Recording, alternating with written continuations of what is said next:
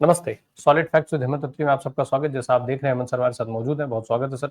Sir, Bihar का चुनाव जो है वो पहले चरण का जो चुनाव प्रचार है वो आज थम जाएगा, लेकिन इसके ठीक पहले एक बड़ी चीज सामने आई है। और ये जिस तरीके से मोकामा में दुलार चंद यादव की हत्या हुई, उस हत्याकांड में जेडीयू के जो एनडीए के उम्मीदवार थे अनंत सिंह, उनकी गिरफ्तारी होती है। और गिरफ्तारी के बाद उनका जो चुनाव प्रचार का अभियान है वो देश के एक केंद्रीय मंत्री आगे बढ़ाने पहुंचते हैं और साथ में पहुंचते हैं बिहार के डिप्टी सीएम।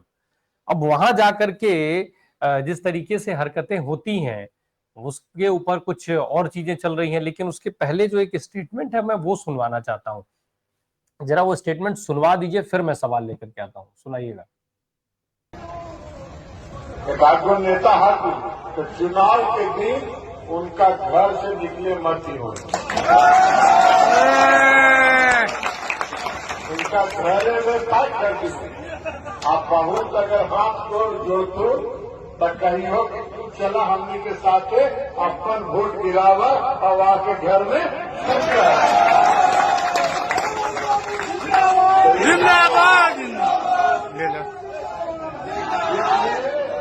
इसलिए आज से सब लोग कमान संभाल और कमान संभाल के चुनाव में अब समय नहीं।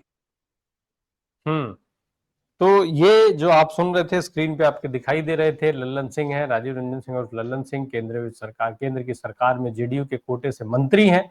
और एक केंद्रीय मंत्री इस तरीके की भाषा बोल रहा है। हेमंत सर, सवाल ये है कि चुनाव आयोग कहाँ है? एफआईआर तो हो गई, लेकिन क्या एफआईआर से काम हो जाएगा? अब तक क्या इन जैसे नेताओं की गिरफ्तारी नहीं हो जानी चाहिए थी? और अगर नहीं होती है तो बिहार में चुनाव साफ तौर पर साफ सुथरे चुनाव, जो कहे जाते हैं ना कि फेयर इलेक्शंस, क्या मान लिया जाएगा फेयर इलेक्शंस हो रहे हैं बिना ऐसे लोगों की गिरफ्तारी के? राम प्रकाश जी नमस्कार, आपको और सारे दर्शक साथियों को भी। देखिए, इससे त्रासदीपूर्ण कुछ हो नहीं सकता कि जिस चुनाव आयोग को शेषन जैसे लोगों ने सबसे ज्यादा ताकत दी थी, आज वो चुनाव आयोग मृत प्राय हो गया। ये कहने में तो कोई संकोच है नहीं। और ये इन्होंने पहली ब्लंडर नहीं की है। ये जो आपने स्टेटमेंट दिखाई है, ये कल की है, मोकामा की, जहां के अनंत सिंह हत्या के मामले में, हत्या के आरोप में अंदर गए हैं, जेल के अंदर, बेऊर जेल के अंदर। इससे पहले उन्होंने क्या कहा? परसों उन्होंने जब प्रचार किया, उन्होंने पूरी कमान थाम रखी है, जैसा आपने बताया। परसों उन्होंने कहा कि हर आदमी अनंत सिंह बनकर चुनाव लड़े। आप सोचिएगा, अनंत सिंह हत्या के आरोप में वांछित है, वो अंदर है जेल में, और ये सलाह दे रहे हैं लोगों को कि अनंत सिंह को खबर भी भेजिए मैंने, अगर चाहे तो आप दिखा दीजिएगा। और उसके बाद जो ये आज वाला बयान है, ये बयान क्या कह रहा है? ये एक मानसिकता नहीं है। नीतीश कुमार के मंत्री हैं ये, नीतीश कुमार की पार्टी के सांसद और केंद्र में मोदी के मंत्री, यानी कि जेडीयू और बीजेपी। क्या ये दोनों की संयुक्त मानसिकता नहीं है जो आपने देखी? इन्होंने क्या कहा कि जो हमारी वोट डाले उसको निकलने दो, और जो उसको विरोध की वोट डालनी है उसको बिल्कुल घर से बाहर मत निकलने दो। इसका मतलब क्या है? इनके ऊपर तुरंत एफआईआर नहीं, इनको तुरंत अरेस्ट किया जाना चाहिए। एफआईआर तो ड्रामे के लिए कर दी, क्या हो जाएगा एफआईआर से? और एफआईआर किस मामले में की है वो भी देख लीजिएगा। आपको पता है चुनाव कानून के मुताबिक अगर आपको रोड शो करना है, कोई भी हो जाए, उसमें 10 से ऊपर गाड़ियां नहीं हो सकती। ये और सम्राट चौधरी जब वो कर रहे थे कल रोड शो अनंत सिंह के लिए, इनके काफिले में 48 गाड़ियां थी, 48, 4.5 लगभग 5 गुना गाड़ी। आप समझ रहे हैं उसका मतलब क्या है? कि वो जो काफिला, वो जिस व्यक्ति के लिए वो वोट मांग रहे हैं, वो किस तरह का व्यक्ति है। तो पूरा जो दलित समुदाय, कमजोर समुदाय, जो गरीब है, उनके ऊपर एक खास तरह का नैतिक दबाव बनाने के लिए कि या घर से बाहर मत निकलिए वरना इनको वोट दीजिए। तो इसको सरेआम चुनाव की डकैती कहते हैं, राम प्रकाश जी, डकैती। और ये जो अपने क्या नाम है, ज्ञानेश गुप्ता हैं, इन्होंने चुनाव आयोग के इकबाल को नष्ट करके भारतीय जनता पार्टी के चरणों में समर्पित कर दिया है कि जो तुम चाहो, जैसे तुम चाहो वैसे करो।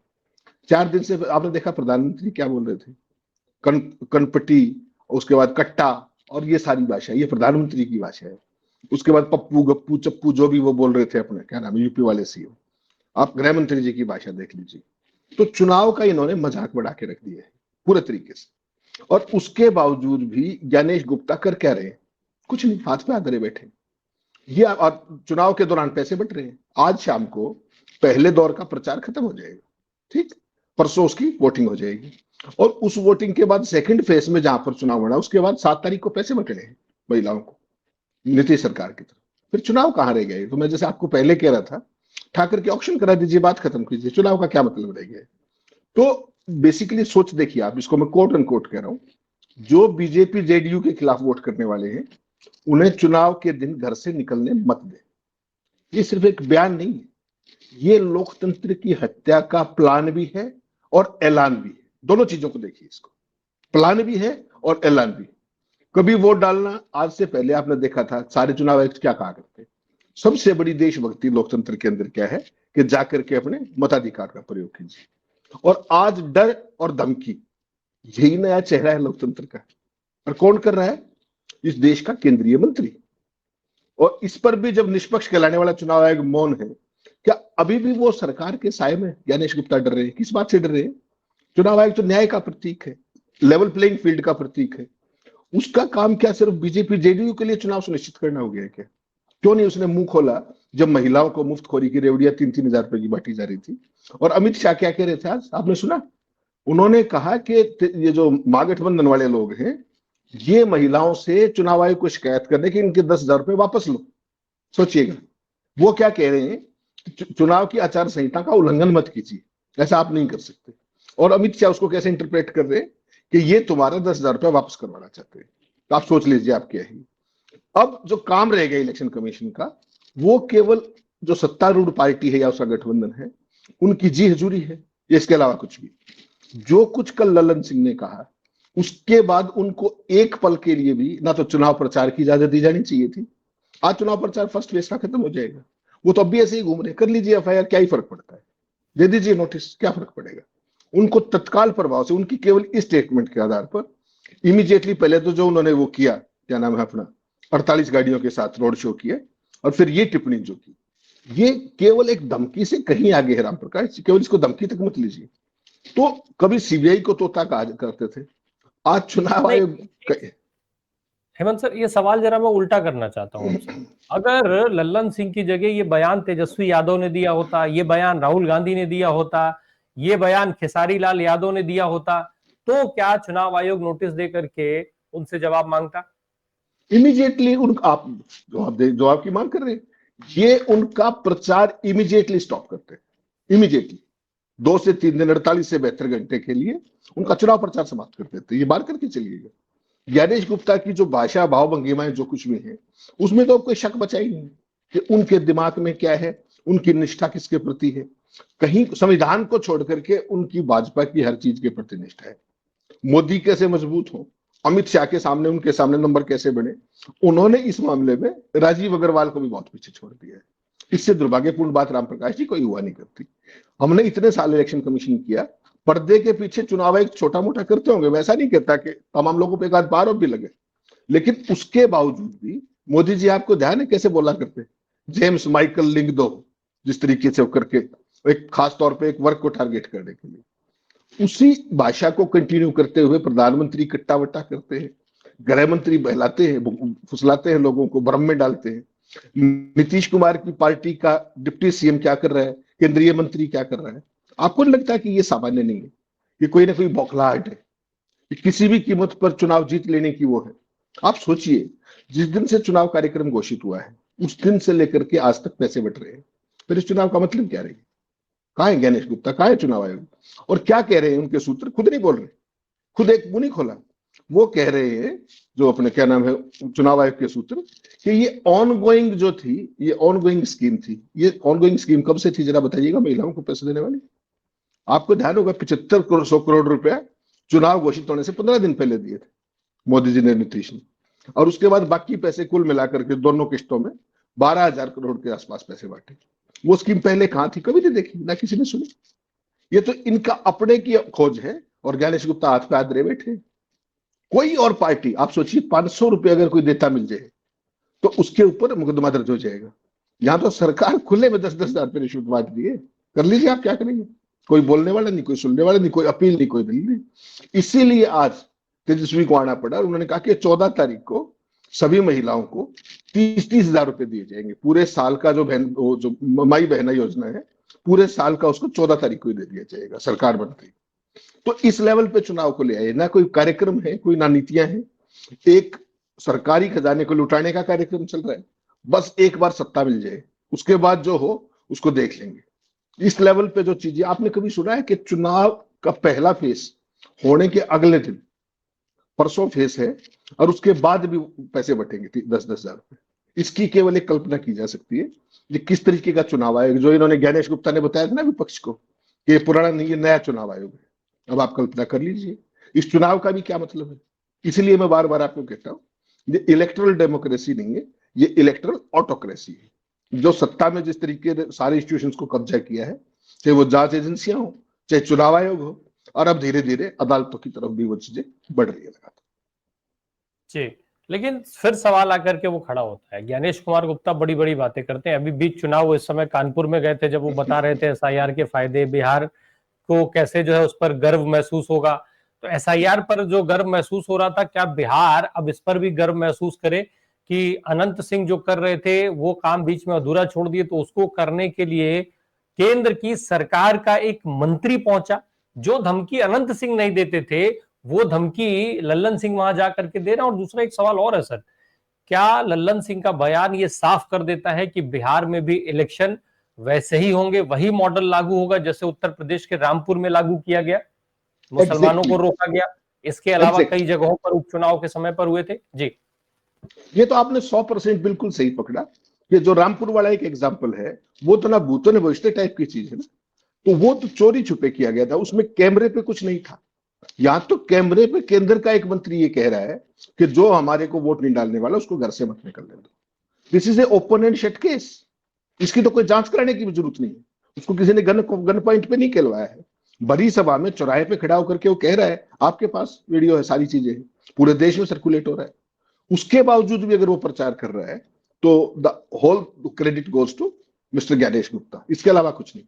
लेकिन मैं दूसरी बात ये साथ कह रहा हूं राम प्रकाश जी, सारा सिस्टम कैप्चर कर लिया गया है।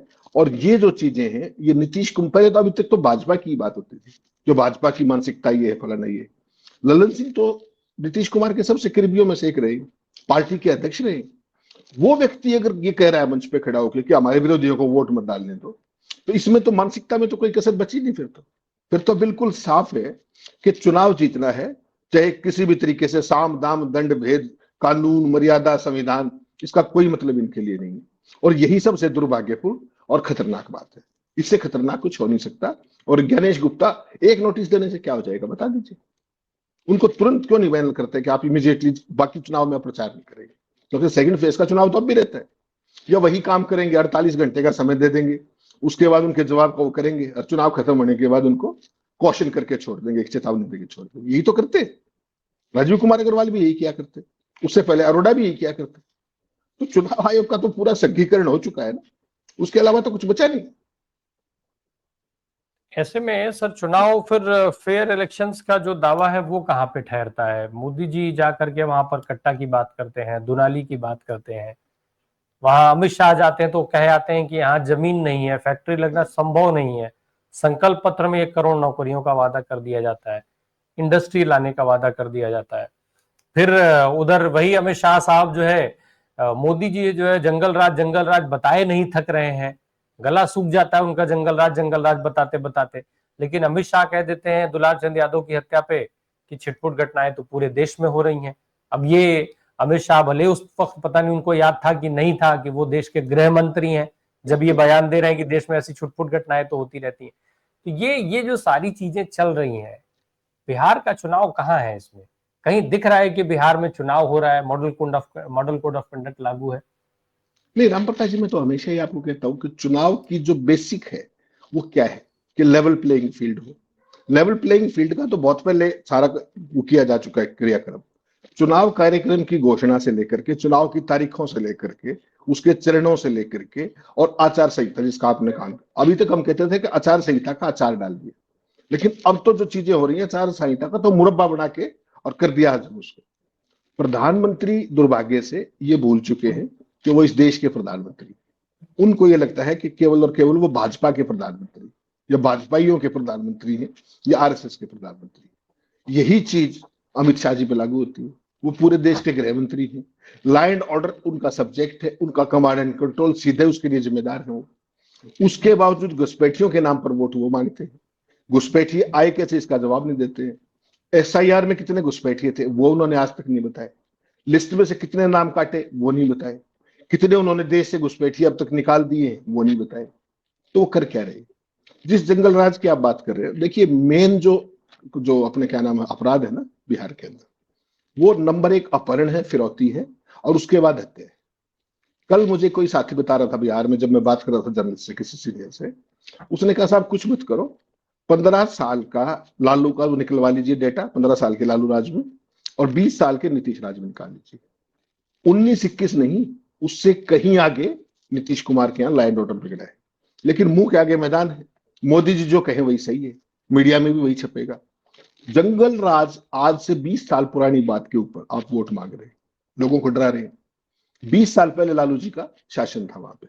2000 के बाद, 2005 के बाद लगातार नीतीश जी सत्ता में है, वो या उनकी पार्टी या उन गठबंधन सहयोगी जो भी, एक पूरी पीढ़ी, तो राम प्रकाश जी उसने तो लालू जी का शासन देखा ही नहीं। उस पीढ़ी को क्या चाहिए? आज सबसे बेहतर शिक्षा उसको चाहिए, रोजगार उसको चाहिए, उस पीढ़ी को वो वायदे देने के स्किल उनको चाहिए, उस पीढ़ी को वो एश्योरेंस देने की बजाय ये क्या बता रहे हैं कि जंगल राज है वहां पे, अब कर लीजिए आप क्या करेंगे।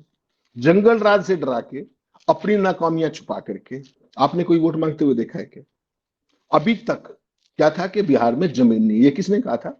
माननीय अमित शाह जी ने। अब इनका आप उठा के देखिए, अपने क्या नाम है चुनाव का घोषणा पत्र, जिसको संकल्प पत्र कह रहे हैं, उसमें लिखा हुआ है कि हर एक जिले में इंडस्ट्रियल क्लस्टर बनाएंगे। जब जमीन ही नहीं है बिहार के अंदर, तो हर जिले में इंडस्ट्रियल क्लस्टर कैसे होगा? जमीन तो अडानी को दे दिया हजारों एकड़, 1 रुपए में 200 करोड़ रुपए की जमीन 1 रुपए की पर एकड़ की लीज पे अडानी जी को दे दी। पूर्व मंत्री हैं RK सिंह, उनका आपने आज का बयान पढ़ा होगा। उन्होंने क्या कहा कि अडानी को जमीन दे करके रियायती उस पर लीज पर, और उनको 6 रुपए 7 पैसे या 6 रुपए 8 पैसे के हिसाब से बिहार सरकार long term power purchase agreement करेगी, यानी कि 25 साल तक उनसे वो जो बनाएंगे थर्मल पावर उसका यूज करेगी। उन्होंने कहा कि 65,000 करोड़ का घपला है ये, इसको बोले मोदी जी कुछ? RK सिंह तो उन्हीं के व्यक्ति हैं, वो केंद्र में उन्हीं के मंत्री थे, उन्होंने ये बयान दिया है, उसका क्या करेंगे? तो ना तो मीडिया उठाएगा, ना कोई सवाल जवाब है, केवल और केवल एक फेक नैरेटिव पोमेरियन मीडिया के जरिए लोगों को बहलाओ, फुसलाओ, भ्रम में डालो, फिर बिना बात बने डराओ, जो काम ललन सिंह ने किया। घर से मत निकलने दो, सारे के सारे अनंत सिंह बन जाओ। आप सोचिए, एक सत्तारूढ़ पार्टी जो दिल्ली में भी सत्तारूढ़ है और जिसका गठबंधन सहयोगी बिहार में सत्तारूढ़ है, वो इस बेसिस पे वोट मांग रहे हैं। उसके बावजूद मेरे और आपके लिए कहने को कुछ बचता है क्या? इनके शब्द वही सारी कहानी खुद बयान कर रहे हैं। उसके बाद अगर बिहार को समझ में ना आए तो ये उनका दुर्भाग्य है। मेरा और आपका काम तो केवल लोगों को जागरूक करने तक का है, फैक्ट्स बताने तक का है। ये तो अनंत सिंह की गिरफ्तारी हो, सर दुलार चंद की हत्या हो, या अनंत सिंह की गिरफ्तारी और फिर लल्लन सिंह का इस तरीके की सीधे तौर पे धमकी देना जनता को, साफ तौर पे ये कहना कि जो लोग भी विपक्ष के समर्थक हैं उनको घर से बाहर ना निकलने देना, कितना बदलेगा बिहार चुनाव? क्या असर देखते हैं आप बिहार के लोगों पर इन सारी चीजों का? क्या इसका इफेक्ट आएगा? बहुत सारे लोग ये कह रहे हैं कि दुलार चंद यादव की हत्या और अनंत सिंह की गिरफ्तारी के बाद चुनाव जो है वो अगड़ा बनाम पिछड़ा ठीक से सेट हो चुका है बिहार में। ये बात लगातार चल रही है और ये भी कहा जा रहा है, बिल्कुल एक बहुत कॉमन पैरेलल के अंदर ये बात है कि वो जो लल्लन सिंह अपने क्या नाम है अनंत सिंह अंदर गए हैं, वो अपनी मर्जी से गए हैं और सलाह मशविरे के बाद गए कि तुम अंदर चले जाओ वरना हमारा चुनाव का माहौल खराब होगा। लेकिन ये बिल्कुल सही बात है कि इससे चुनाव ने क्लियर कट पोलराइजेशन तो कर दिया है, अगड़ा बनाम पिछड़े का। और भारतीय जनता पार्टी अब तक बिहार में क्यों कामयाब नहीं, उसको नीतीश की जरूरत क्यों पड़ती है? इतना धनबल, इतना बाहुबल, इतना सत्ता बल होने के बावजूद। उसका सिंपल एक कारण है कि जो जातीय गणित है, जो राजनीति भाजपा करती है, वो बिहार की राजनीति उनको मुफीद नहीं, वो समीकरण मुफीद नहीं आते। वो अगड़ों की राजनीति करती है। अगड़े कुल मिलाकर के बिहार में 15% थी, बाकी तो 85 पिछड़े हैं और तमाम अलग अलग तरह के वर्ग हैं। तो उसके लिए उनको नीतीश कुमार के सहयोग की जरूरत पड़ती थी। लेकिन अब इस घटना से, जो अनंत सिंह वाली घटना है, इसको अगर आप खोल करके देखेंगे तो एक पक्ष तो वो है, उस नुकसान को कंट्रोल करने के लिए आप सोचिए क्या क्या कर रहे हैं। इन्होंने जो वहां पर एक जनरल चीज जो इन्होंने फैलाई है नीचे नीचे, आपको पता है RSS भ्रम फैलाने में कितना माहिर। पिछले 3 दिन से ये नीचे अमित शाह ने तो आज ओपनली कहा कि जो महागठबंधन के लोग हैं वो बहनों से 10,000 रुपए वापस करवाने की फिराक में चुनाव आयोग को चिट्ठी लिख रहे हैं। नीचे क्या कहा जा रहा है आपको पता है? कि जिन महिलाओं को पैसा दिया गया है अगर उन्होंने बीजेपी को वोट नहीं डाला, जेडीयू को वोट नहीं डाला, एनडीए गठबंधन को वोट नहीं डाला, तो बूथ के अंदर कैमरे लगे हुए, उनके ना केवल पैसे वापस ले लिए जाएंगे, उनसे रिकवर कर लिए जाएंगे, उनको आगे भी पैसे नहीं मिलेंगे। आप सोचिए इस तरह का भ्रम फैलाना एक ऐसे राज्य में जहां रिलेटिवली महिलाओं में साक्षरता दर कम, ये इनकी बेसिकली नैतिकता का स्तर देखिए आप कि किस तरह का दुष्प्रचार। प्रधानमंत्री और गृह मंत्री तो ओपनली कह रहे हैं, आपने बयान पढ़ा होगा आज का लेटेस्ट, अभी जो थोड़ी देर पहले उन्होंने कहा कि महागठबंधन के लोग चुनाव आयोग को कहकर के महिलाओं के पैसे वापस कराना चाह रहे हैं, जबकि उन्होंने शिकायत किस बात की है कि चुनाव की प्रक्रिया के दौरान पैसे बांटना वो आचार संहिता का उल्लंघन, केवल इतनी सी बात है, और उसको इंटरप्रेट कैसे किया जा रहा है। तो जब ये काम केंद्र का गृह मंत्री कर रहा है तो बाकी के काडर्स क्या कर रहे होंगे। और अमित शाह जी तो ओपनली कह चुके हैं कि उनके पास तो झूठ फैलाने की सबसे बड़ी फैक्ट्री व्हाट्सएप ग्रुप्स के जरिए है, खुद बता चुके हैं अपने मुंह से, तो मेरी आपकी तो जरूरत नहीं बताने की। लेकिन आपने अभी बात हो रही थी कि आपने अभी जिक्र किया अनंत सिंह की गिरफ्तारी का, कि अनंत सिंह की गिरफ्तारी, इसका इस हिसाब से तो समझा जाए तो अनंत सिंह की पूरी गिरफ्तारी एक डील है। लेकिन क्या अमित शाह जैसा गृह मंत्री जिस देश में हो वो ऐसी डीलें बर्दाश्त करेंगे क्या? भाई भ्रष्टाचार पर जीरो टॉलरेंस की बात करती है भारतीय जनता पार्टी, भाजपा के नेता नरेंद्र मोदी वहां लोगों को जंगल राज का डर दिखा रहे हैं। ऐसे में ये सारी हरकत वो क्यों करेंगे? वो भी तब जब वो ज्ञानेश कुमार गुप्ता के ऊपर उनको क्या भरोसा नहीं रह गया है? सबसे बड़ी बात ये भाई कि डील क्यों करेंगे देश नरेंद्र मोदी और अमित शाह जैसे नेता अनंत सिंह को जेल भेजने के लिए? राम प्रकाश जी, मोदी जी को अगले दिन उसी एरिया के अंदर रोड शो करने जा रहा था। ऐसी सूरत में एक इतना बहुचर्चित मर्डर कांड और उसका अगर एक्यूज बाहर हो तो आप कल्पना करके देख लीजिए मोदी जी के उसका क्या बच जाएगा। इसका इमीडिएट प्रोवोकेशन गिरफ्तारी का ये था। और यहां तक भी बात है कि अकेले अनंत सिंह को नहीं पकड़ा गया है, जेल में उनकी सेवा के लिए उनके 2 सहयोगियों को साथ लिया गया है ताकि उनकी सेवा पानी वहां होती रही, बाकी तो जेल प्रशासन है। और वो सारी चीज हो सकता है नीतीश कुमार तो नहीं करते क्योंकि उनके तो बहुत करीबी है, वो भी केंद्र से मैसेज आया कि इनको इमीडिएटली अरेस्ट करके और फिर बातचीत करके उनको अरेस्ट करवाया गया। ये बिहार के अंदर बहुत ही कॉमन बातचीत है जब से वो अरेस्ट होकर अंदर गए, और जिस तरीके से अंदर गए उसको आप देखेंगे तो हैरान रह जाएंगे। पुलिस वाले उनके ब्रीफ केस उठाए हुए हैं, इधर कोई ब्रीफ केस कोई पंखा उठाए हुए, वो वहां पर जेल में एक अभियुक्त के तौर पे जा रहे हैं, या वो शब्द प्रयोग नहीं करना चाहता मैं, उसके रूप में जा रहे हैं। आप सोचिएगा, जेल कोई तीर्थ यात्रा नहीं है, जेल कोई पर्यटन भी नहीं है। अगर वो फोटो देखेंगे उनका जेल में जाने का तो आपको सारी कहानी खुद समझ में आ जाएगी कि वो एक अभियुक्त नहीं, एक आरोपी नहीं, वो एक स्टेट गेस्ट बन करके कुछ दिन का ब्रेक ले रहे हैं। और उनको चुनाव जिताने की जिम्मेदारी ललन सिंह जैसों ने ले ली है, सम्राट चौधरी जैसों ने ले ली है। इससे भाजपा की, इससे जेडीयू की, इस घटनाक्रम से भाजपा और जेडीयू के चाल चरित्र और चेहरे के बारे में और कुछ कहने को बचता नहीं राम प्रकाश जी, जहां तक मेरा मानना। जी, लेकिन फिर चुनाव आयोग का रोल, देश के गृह मंत्री का रोल, देश के प्रधानमंत्री का रोल, क्या ये सारे रोल सिर्फ और सिर्फ सत्ता में आने के लिए या सत्ता में बने रहने के लिए सारे दायित्व खत्म, सारी जिम्मेदारी खत्म? सिर्फ और सिर्फ आप शुद्ध रूप से एक लफाजी वाली भाषा के तौर पर अपनी पार्टी को जितवाने के लिए मैदान में उतर जाइए, ना कोई स्तर, भाषा के स्तर से आगे अब तो व्यक्तिगत स्तर भी खत्म, अभी तक केवल भाषा के स्तर पे सवाल उठ रहा था। राम प्रकाश जी, सत्ता पाने के लिए नहीं, माफ कीजिएगा, किसी भी कीमत पर सत्ता हथियाने का उपकरण है। पाना तो आप भी प्रयास करेंगे, मैं भी करूंगा। जो हमारे संवैधानिक दायरे में सत्ता पाने के लिए कंपिटिटिव पॉलिटिक्स करने को तो हर आदमी संवैधानिक तौर पर अधिकृत है ना। जो ये कर रहे हैं उसको सत्ता हथियाना बोलते हैं, माफ कीजिएगा, कि किसी भी कीमत पर सत्ता हथियानी है, चाहे प्रदेश का खजाना लुटाना पड़े, चाहे प्रदेश में अपराधियों की मदद करनी पड़े या अपराधियों की मदद लेने पड़े, उनके लिए वोट मांगनी पड़े, लोगों घरों से बाहर ना निकलने दो या उनसे जबरदस्ती पक्ष में वोट डलवाओ। इसके बाद भी अगर आप इसको लोकतंत्र कहते हैं और ज्ञानेश गुप्ता ये कहते हैं कि स्वतंत्र और निष्पक्ष चुनाव करा रहे हैं, तो मुझे लगता है चुनाव आयोग पर ताला लगाने का इससे बेहतर मौका कोई और नहीं आएगा, ताकि जो लोगों का भ्रम है लोकतंत्र का वो भी खत्म हो जाए। और वो भ्रम जितना जल्दी खत्म हो जाए उतना जल्दी उनको समझ आ जाएगी कि किस दिशा में देश जा रहा है। जी बिल्कुल, लोगों को समझ में जितना जल्दी आ जाए वही शायद बेहतर भी है, क्योंकि जितनी देर होगी वो शायद परिस्थिति हाथ से निकलती चली जाएगी। बहुत बहुत शुक्रिया सर हमसे बात करने के लिए। Thank you so much.